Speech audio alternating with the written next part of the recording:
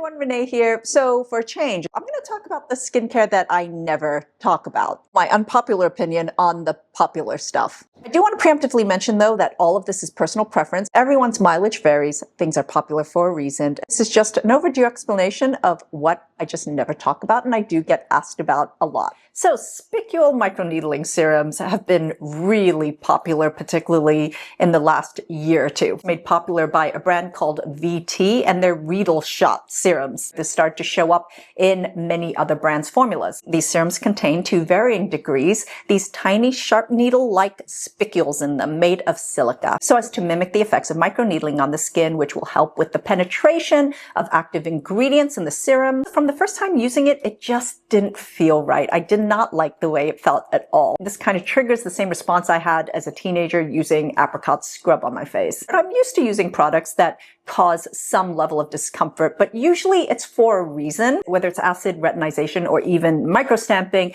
I feel like those are necessary discomforts. The kind of discomfort from this, it feels irritating in the wrong way and the results don't justify it. I'd rather use an AHA. If anything at all, I do feel it subtly exfoliates, which contributes to like smoother feeling skin. My opinion is that this is very different from microstamping or microneedling, which is really quite controlled, has to be a certain length for it to actually effectively penetrate the skin enough to make a difference. And there's no chance of anything possibly being left behind. The serum itself, without the Reedles, I feel is so nice. They have one for the scalp. I went straight to the 700, which probably wasn't the best idea. It really hurt. One super popular ingredient that I have never spoken about in the entire 9 years of this channel is Snail Mucin. When I started this channel, everything was snail and everybody loved all things snail. I can't remember if it was Mucin, but it was one of the Korean brands that would get special mucin from snails that have been fed with ginseng. It's kind of had legs, but I would say it's mostly just because of one particular trending product,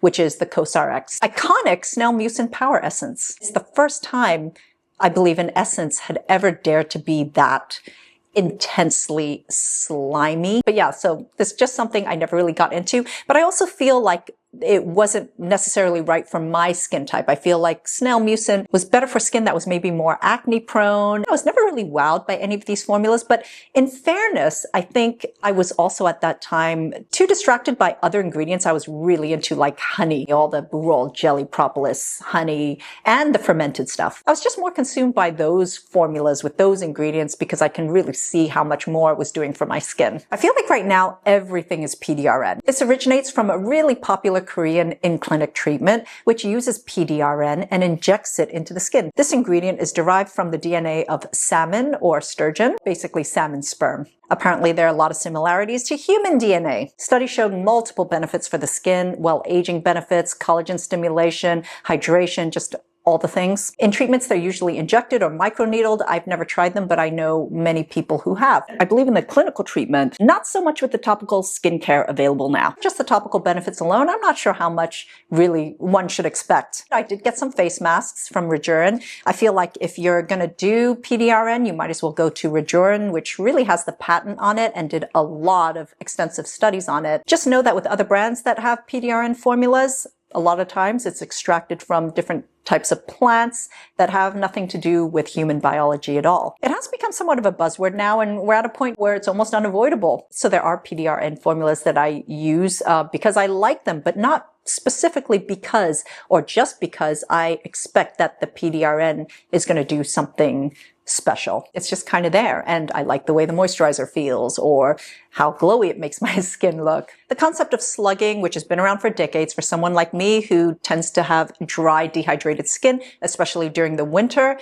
is one that I can really get behind.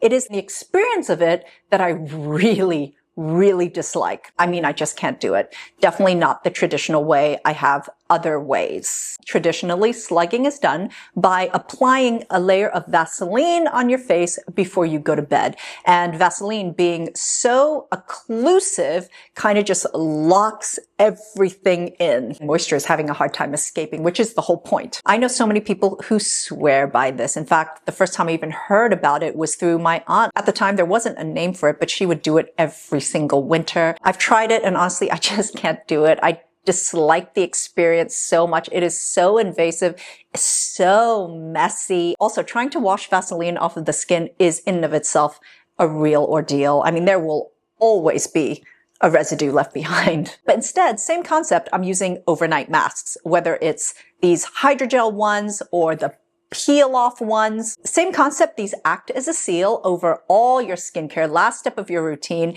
though far less sluggish. As someone who thrashes around in their sleep, I'm shocked at how well these masks adhere, whether it's the peeling one or the hydrogel ones. They do not come off unless in the middle of the night I unconsciously just remove it. But not messy, stays on your skin the entire night, and the removal is super easy. You just peel off, revealing like really youthful, fresh skin. I also really love a hybrid moisturizer, like this one from Rhode, their Barrier Butter. It sits between moisturizing and slugging and actually gives the skin a really beautiful glow without being seriously invasive. The occlusives they use, the Muru butter, it's all really elegant. Of slugging I get, but I never understood why sleeping packs were necessary or what the benefits were. I'm talking about the Korean sleeping packs that really originated with Laneige. They had the OGs, and when I started my channel, they were all the new rage. And now they really are a staple in Korean beauty, but I've never understood the point. Their texture is typically more lightweight, so gelish or a creamy gel. And they're meant to be applied as a final step of skincare. And anytime I've used a sleeping pack, I've never felt any difference. They're not occlusive at all and usually lighter weight than my moisturizer, which I'm supposed to be using this over. So it feels like a gratuitous layer. However, if I use them as a moisturizer replacement, then I get it. There's some sleeping masks that I love to use, but as wash-off flash treatment masks. An excellent example would be like from Mary & May, their calendula peptide ageless sleeping mask. During the summer when my skin is just feeling overheated and inflamed, this is a beautiful calming mask. I just apply it for half an hour and then just wash it off. Using it that way feels infinitely better for my skin than applying it over all my skincare at night. I really don't know what that does. So that's it, everyone. This is my explanation for why there's certain popular skincare ingredients that I never really talk about because I just personally don't use them. So why would I? Thank you so much for watching. Until next time, I'm wishing you great skin health. Bye.